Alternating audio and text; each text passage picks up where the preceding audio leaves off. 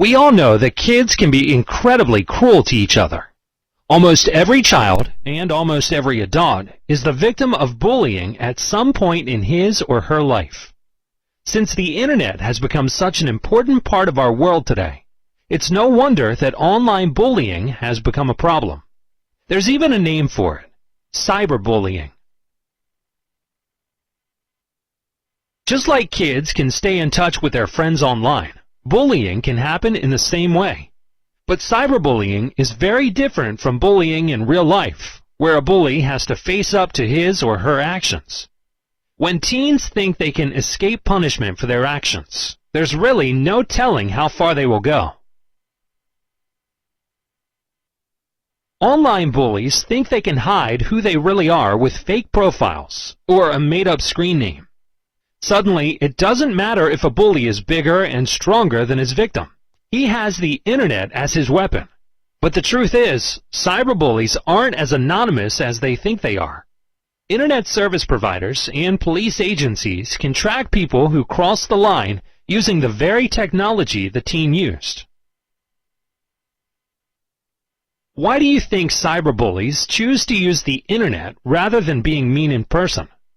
What kind of kids would this appeal to? Think about that by answering this question, and then click Next to continue the lesson.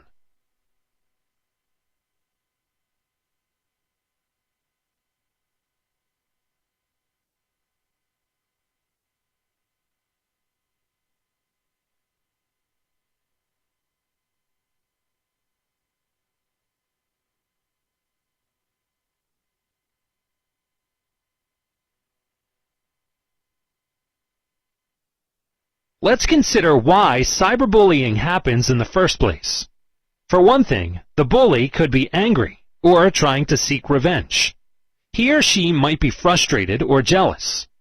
Sometimes it can even happen just because the bully is bored or wants to feel better than another teen.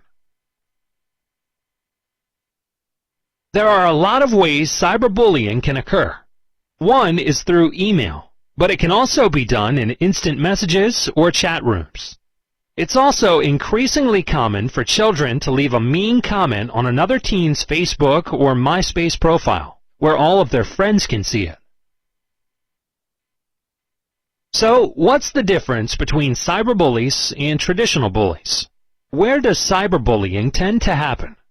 Take a minute to answer this question, and when you're done, click Next to keep going.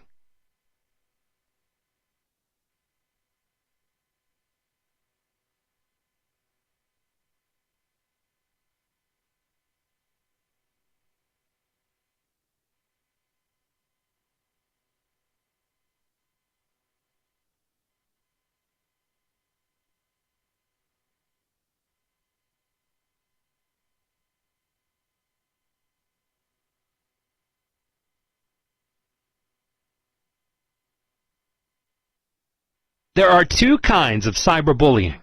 One is through direct attacks, where the mean messages are sent to the teen directly, and the other is called cyberbullying by proxy.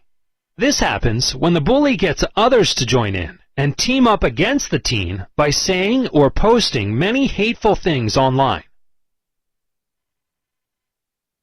With either of these methods, children need to understand that cyberbullying never actually solves problems. It just creates new ones. Most of the time, the victim just has his or her feelings hurt, and the bully winds up getting in trouble with parents, teachers, or school administrators, and even with friends who know better. Before we go on, let's brush up on the difference between the two kinds of cyberbullying by looking at this question. Click Next when you're done.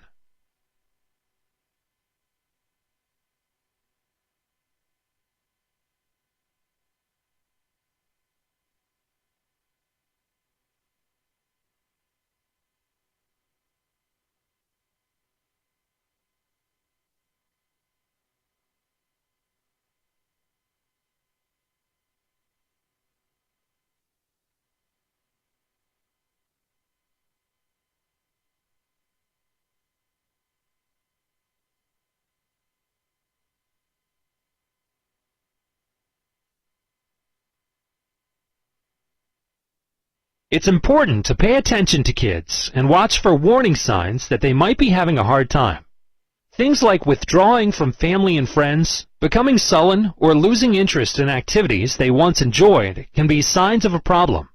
Always make sure teens feel free to talk to you about anything that concerns them, no matter what it is.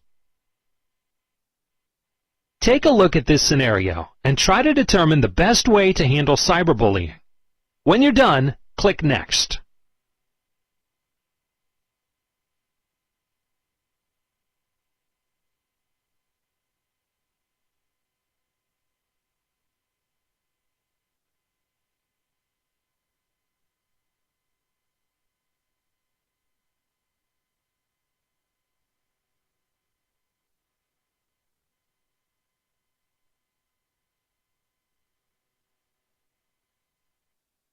Remember to explain to teens that there are rules against cyberbullying.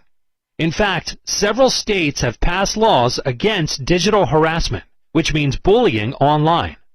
Anyone who threatens someone else or blackmails them on the internet can be punished by these laws and get in serious trouble. There are other things teens can do if they're being cyberbullied, like taking screenshots as evidence of inappropriate conduct online. If the harassment occurs on library computers or is otherwise school-related, they can report it to teachers or administrators. To see how prepared you are for helping teens handle cyberbullies, try to answer this question. When you're done, click Next to finish up the lesson.